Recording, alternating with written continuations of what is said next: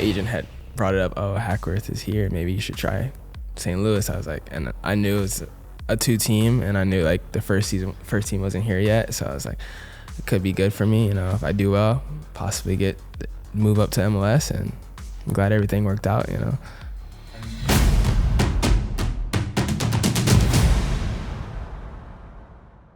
Welcome to the latest edition of the City Voice podcast, and I am joined by a very special guest. Welcome to the show, Akil Watts. How you doing? Good, how are you? Thanks for having me.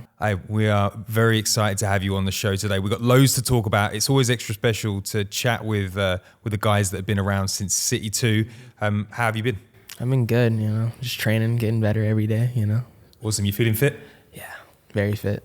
Probably the fittest in my career for sure. Yeah? Yeah, for sure. Fantastic.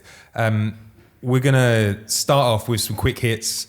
The only rules are you've got to answer fast and you've got to answer honest. So we'll start off. Who do you sit next to on the coach? AZ. Favorite piece of advice you've ever been given? Move on tonight. After you make a mistake, just move on. Is that your favorite piece of advice to give as well? Yeah, absolutely. Yeah. Number one song on your playlist? Jammin' by Bob Marley. Oh, that's nice. Favorite place to go on vacation? I haven't been out the country much, but Miami so far. Miami, nice. Secret skill you have that nobody knows about? I don't really have any skills, but I do have an eye for fashion, if that counts. You do have an eye for fashion. Yeah. Your Instagram feed's looking great. Thank you. Okay, let's start way back. Tell us a little bit about where you grew up and what it was like. I grew up in Fort Wayne, Indiana. Not many people know that, I'll say it's like a medium-sized city, Soccer is really not the main sport there. I would say basketball and football are the big sports there. So, making it out of Fort Wayne is kind of big for me, I would say. Who gave you your passion for soccer growing up if you didn't come from a soccer town? I looked up to, my favorite player is Iniesta, so I looked up to him a lot. And then I would say DeMarcus Beasley. He's from Fort Wayne, so he was a big role model, I'd say, in my eyes. He came out of Fort Wayne, so looking up to him and going to his soccer camps every summer, I just wanted to be like him. Did you watch a lot of foreign football growing up? The Barcelonas? The Barcelona for sure, the 2012 team, and I would say Arsenal a little bit because my favorite player I had on my wall was Thierry Henry. Thierry Henry. Yeah. Did you watch the Arsenal game last night? Yeah, I did. You think Arsenal going through? Yeah, I believe so. They will. I hope so. Harry Kane always haunting their dreams. Scoring against us. So did anybody in your family take an interest in soccer or getting you into it? Did you come from a soccer family? No, my dad played basketball and football, and my mom was a cheerleader, so it wasn't really soccer wasn't big in our family. I would say, little story, my brother didn't come home one day from school. My dad went to look for him, found him at a park, playing with soccer with a guy named Coach Obenko. He was from, I believe, Nigeria. I might be wrong, but yeah, and I would just tag along until I was big enough to play soccer or kick the ball. So you're obviously an elite athlete, and in America, young top athletes play a lot of sports before they find the one that they love. Did you just focus in on soccer from an early age? I would say soccer was the main focus for sure. I tried baseball with my friends, but I got hit with the ball one time and didn't really enjoy that. I played flag football, didn't really enjoy that, but I would say soccer is really just the main focus, my main passion. So you're, we've been watching you since your City 2 days. You've been deployed in lots of different positions. Do you think part of that is the way that you trained yourself growing up? You have a really strong technical grounding in the game. When you were growing up in the game, did you try out lots of positions? Not really. I didn't start playing right back to a couple years ago. I would say I grew up playing center mid or attacking mid. I was more in an attacking role, so the defensive part was just an add-on, I would say. And I'd say Hackworth was the one who really converted me to a right back and said, "Oh, you can do this. You can actually make a career out of this." The development of the fullback position has been quite interesting through the years. Right backs weren't as attacking in the past. How have you found the role? What did you have to add to your game to become a right back? Just being better in my 1v1 defending. That's a a big ask. You know, you're going to come up against very talented wingers, and just being solid in that department is a must. We just had Celio in here, and he's obviously a wide player and attacker. And he said the thing that he'd worked on the most since being here is his off the ball game. Do you feel that you have had a similar sort of path as well? Yeah, I would say so. I would say not like falling asleep or, you know, zoning out, just always being in tune, you know, being proactive rather than reactive, as Bradley would say. Do you relish the physical side of that role? Is that something that you enjoy? Yeah, I love it. Absolutely love it. So football wasn't your only passion. What were your other passions in Indiana growing up? Like outside of sport? You say fashion. Fashion. I really enjoy gaming. Like, gaming is a really big passion of mine. Like, what are your games? FIFA, Call of Duty. There's other games, but like I really want to start like streaming soon. But like, you're gonna start streaming? Yeah, I kind of want to start doing that. You know, gaming is a really big passion of mine. So, do you play like outside of the sporting and Call of Duty games? Do you play any other?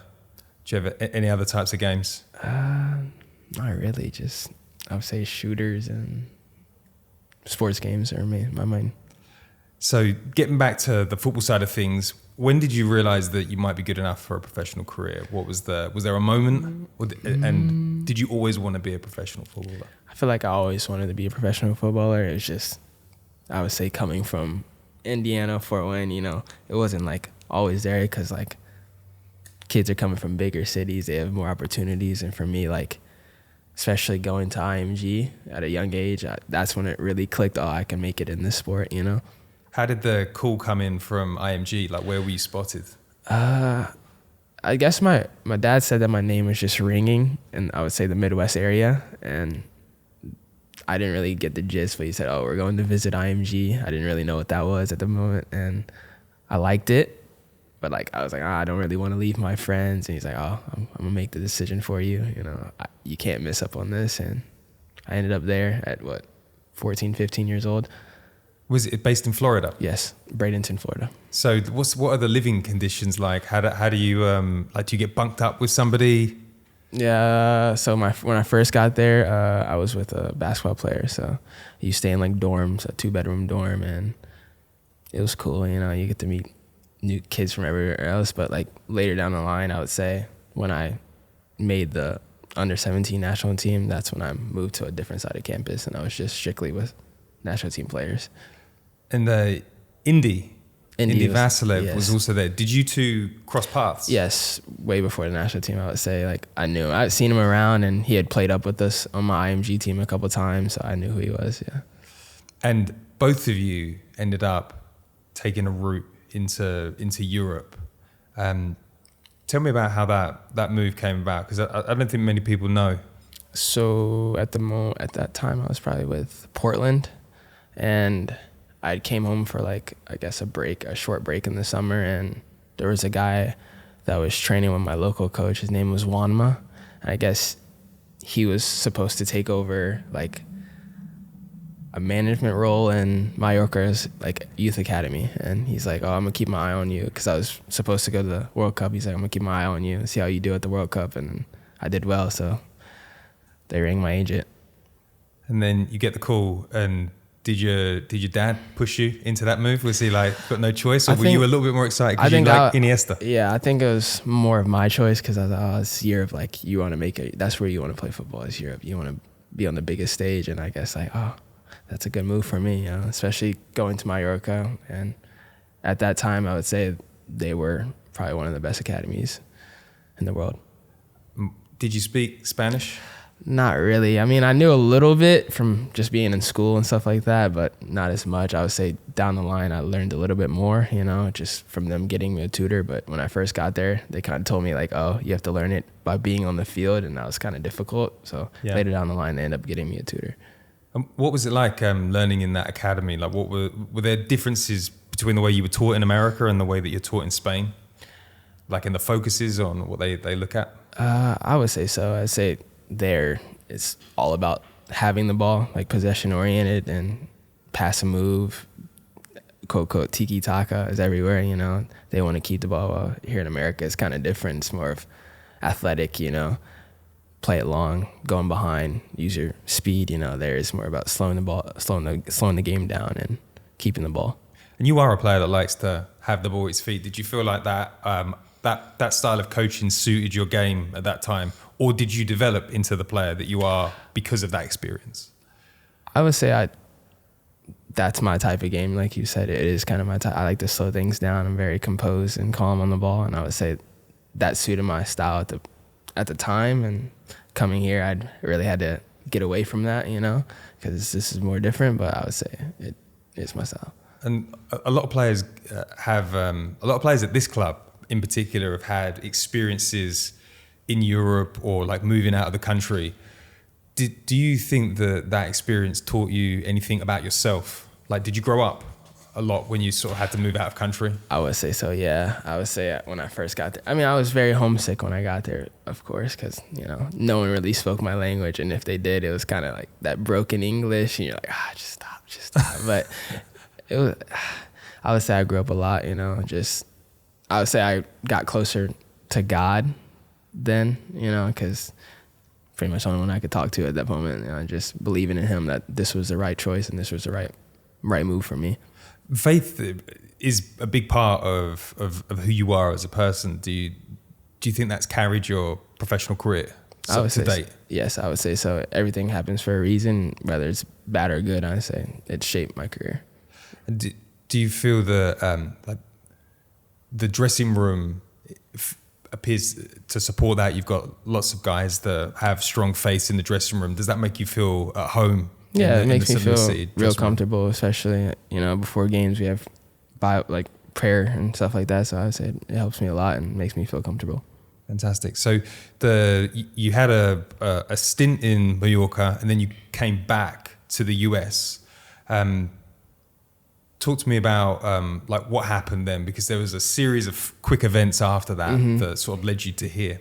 Where would I go? I went to Louisville after Spain. So I would say I just came home because I was just very homesick. I was probably 18, 19 at the time. I was kind of homesick and I just wanted to be closer to my family. And coming to Louisville, I knew Hackworth was the coach and I knew what he wanted. And I just felt like that was could propel my career in a good trajectory, and that's why I came home, And it was a good season, Louisville, right? Mm-hmm. We had a good time. It was a successful stint, right? Mm-hmm. That year, we made it to the finals, I would believe, of the USO Championship. We lost at home, but yeah, I would say it was a good stint for sure. And were you playing in midfield at this point? A little bit of six and then a little bit of right back. What did you learn coming into a first team at that level? Is it a rougher experience? Like, is it more physical? Like, what are the differences between where you are in an academy and then when you playing for a team like Louisville? I don't think it was a big of a difference, just because I feel like my body frame and my body type, I really don't get pushed off the ball that much, and I feel like with my play style, I can adapt anywhere, and I just felt like I adapted very well being there and wasn't really a big change, And what's it like being coached by Hackworth? It's great. He's a good guy. I would say he's like a second father, especially me going to IMG, like I said, and being at the national team at a young age. He was kind of like a person we looked up to and could talk to. I spoke to him just before this podcast about you, and he spoke very highly of you as a player. And clearly he meant it, because then he took the job at City. Did you have an eye on where he was going? Did you have an inkling that if he went here that you might want to follow? Like, what was the vibes when John left? Not really. It was just kind of like one of those things. My agent had brought it up. Oh, Hackworth is here. Maybe you should try St. Louis. I was like, and I knew it was a 2-team, and I knew the first team wasn't here yet. So I was like, it could be good for me, if I do well, possibly move up to MLS, and I'm glad everything worked out, And your first season as part of a 2-team, you show up to your first game, there's 10,000 people there. What was that like? Did you know that you made the right decision with regards to the city that you'd moved to? Absolutely, yeah. I mean, growing up in the Midwest, obviously, you come to play Gallagher and stuff like that. So I knew like St. Louis had a big soccer culture, and I knew the turnout would be good. Like they kept saying the whole week, "Oh, the turnout's gonna be sold out, sold out." So You were definitely a highlight of that first season, very successful season for City 2. I think you had 7 assists. 7 to 6. Playing in midfield. What did you make? Like, how would you sum up that first season as a City 2 player? Surreal, you know. We did really well. I would say making it all, like no one expected us to make it all the way to the finals, you know. And to do that in our first season meant a lot, you know. And Bradley joined the setup, like, you know, 3/4 of the way through the season. Did you get sort of time with him early on? Did he sit in the shadows? Like, were you aware the first team coach was there and he was watching your game? We were aware. Like he was a little bit sat back a little bit and let Hack run the show a little bit more. But towards the end, he started talking to us a lot more. I guess because it was getting close to crunch time and picking who's gonna move up and who's gonna stay and stuff like that. Were you getting good vibes? Was it a shock? Like, how did the announcement go that he was going to take you into his first team squad? When did it happen? I would say it was probably like 3/4 in. I think it was a game against Portland or whatever. Like I had a feeling I was doing well. Like he was telling me I was doing well, but you still have that like feeling. Did I do enough? And I felt like after that game, I think I scored that game. Lutz approached me and it was like, we want to offer you a first team contract. What happens then? Do you call your family? Like who gets the first phone call? My dad absolutely got the first call. And I told him I got the offer. And he's like, congratulations. But I was happy, you know, but I knew there was still more work to be done. You know, that's just getting my foot in the door. Did Bradley explain that he had a plan for you? Like when did that come? He didn't really explain it too much. No, just we want to move you up. I guess down more it came when we started our season last year of what the plan was, like what my role was and stuff like that. So first day of training, you've got people like, you've already played with Roman because he's been there, but your first day of training, everybody's there. Like what was the feeling and the vibe? And did you feel I deserve to be part of this, or does it take a while for you to sort of get into the mindset, I am actually a professional footballer and this is all real? I think I felt like I deserved it. I feel like I worked my butt off that season just to prove myself, and I feel like I'm always having to prove myself, and I felt like I deserved it.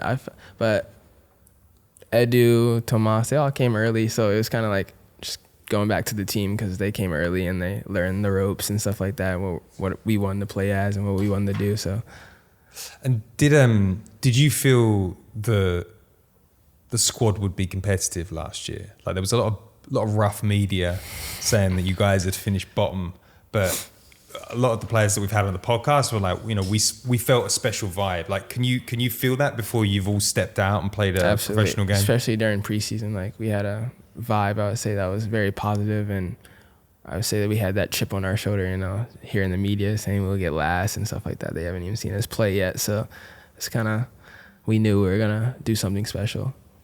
And you made your first appearance in the win against Portland. Mm-hmm.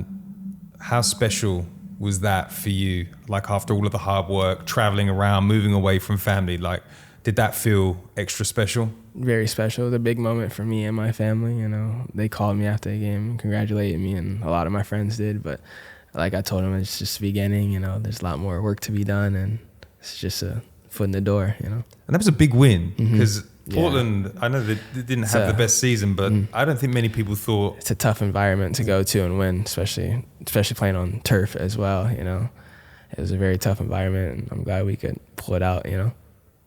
So across last season, you racked up 1,000 minutes of football. How would you assess your development as a player and a professional? I'd say it was positive. I mean, I learned some things, you know, especially from these guys. I'm always learning every day. I can always get better, you know. There's things I do. You're always going to make mistakes. It's just learn from those mistakes and keep it pushing. I would say it was a very positive season for sure, you know. Obviously, it's not the ending we all wanted. We all wanted to go farther than the first round, but there's always this season.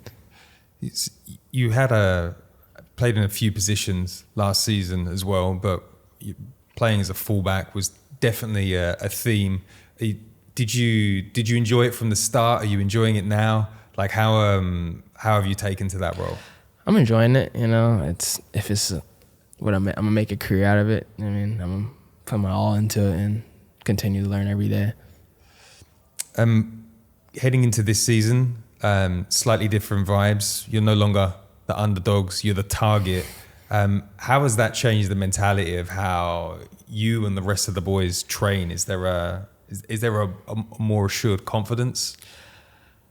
There's more confidence, but we still know we have to prove everybody wrong. We don't want to be a one-season wonder, and I believe we won't be a one-season wonder. We're still going to prove the doubters wrong.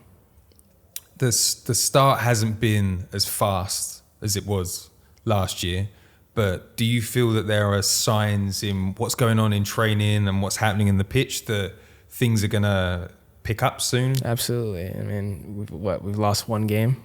That's it. And people are overreacting. Just stay calm, and the wins will come.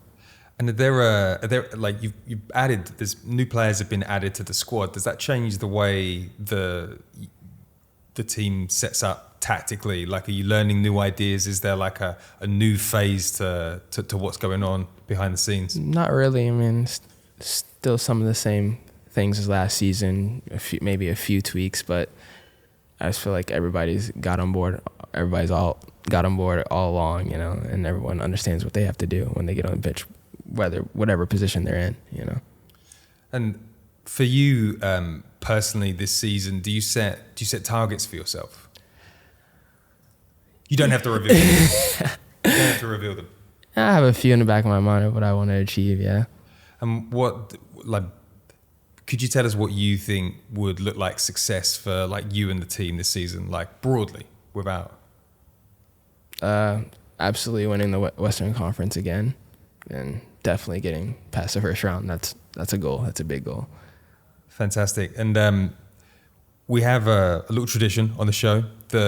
When we sign out, you get to have a message to the fans who've been with you from day one. I wondered if you could speak to the fans and tell them if you got any thoughts. Just be with us, through the ups and the downs. Just stick with us, things will all work out in the end, for sure. Fantastic. Well, Akil, it was incredible to have you on the podcast. And if you're listening to this, make sure that you leave a 5-star review and tell him how much you liked him coming on, and maybe we can get him back later on in the season. But thank you for joining the show. That was great. Thanks for having me. Hey, no problem. So that was the City Voice podcast. Thank you for listening. We'll be back with another episode very soon. Ciao for now.